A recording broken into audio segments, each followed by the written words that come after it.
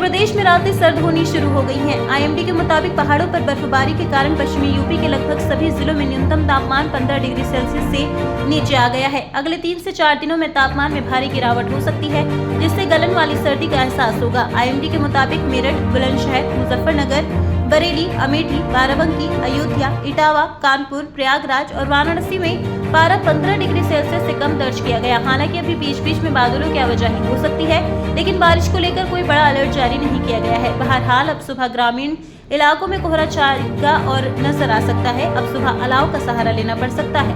मौसम विभाग के मुताबिक राजस्थान के कई भागों में बारिश के साथ ओलावृष्टि के तापमान में गिरावट दर्ज की गई। हालांकि अब मौसम साफ होने से जयपुर, चूरू, अजमेर, सीकर, जोधपुर समेत कई जिलों में तापमान 15 डिग्री सेल्सियस से कम होने का अलर्ट है, जिससे वीकेंड तक ठंडी और कोहरे में इजाफा होगा। उधर बिहार में फिलहाल कुछ दिनों तक मौसम शुष्क रहने का अनुमान है। आईएमडी के मुताबिक मौसम साफ होने पर सर्द हवाएं ठंडी का कारण बनेंगी। हालांकि 2 से 3 दिनों के दौरान तापमान में गिरावट होगी और ठंडक का एहसास बढ़ेगा। फिलहाल पटना 150 के आसपास समेत कई बड़े शहरों में प्रदूषण का लेवल हाई है। दिल्ली एनसीआर में पहाड़ों की ओर से आ रही सर्द हवाओं से सर्दी बढ़ा दी है।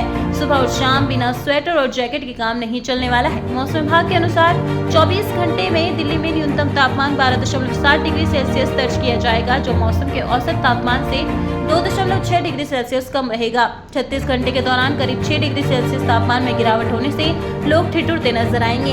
आईएमडी ने अगले 2 से 3 दिन में न्यूनतम तापमान में और गिरावट का अनुमान जताया है। इस दौरान अधिकतम तापमान 27 से 29 डिग्री सेल्सियस के आसपास रह सकता है। आईएमडी ने हवाओं के साथ खुली जगहों पर कोहरा छाने की बात भी कही है। दिल्ली एनसीआर के वातावरण में धुंध छाई है। हालांकि तेज हवाओं के कारण एक्यूआई में सुधार होने की बात कही जा रही है। सीपीसीबी के आंकड़ों के मुताबिक 24 घंटे का औसत वायु गुणवत्ता सूचकांक यानी कि एक्यूआई 311 दर्ज किया गया।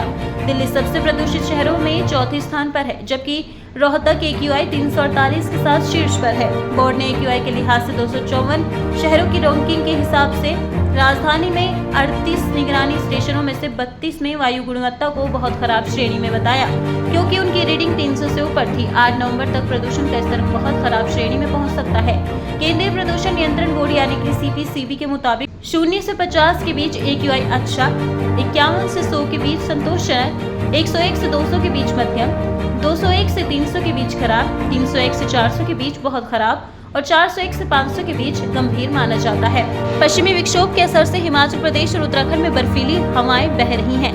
खासकर हिमाचल प्रदेश के कुछ इलाकों में बर्फबारी होने से न्यूनतम तापमान माइनस पर पहुंच गया है। मौसम विभाग ने बारालाचा, रोहतांग दर्रा, कुंजुम, शिंकुला और ताबो में बर्फ गिरने से पार 0.0 डिग्री सेल्सियस को टच कर गया है। वहीं उत्तराखंड के पिथौरागढ़, रुद्रप्रयाग, उत्तरकाशी, चमोली, टिहरी और बागेश्वर में आंशिक तौर पर बादलों की आवाजाही के साथ बूंदाबांदी और बर्फबारी का पूर्वानुमान है।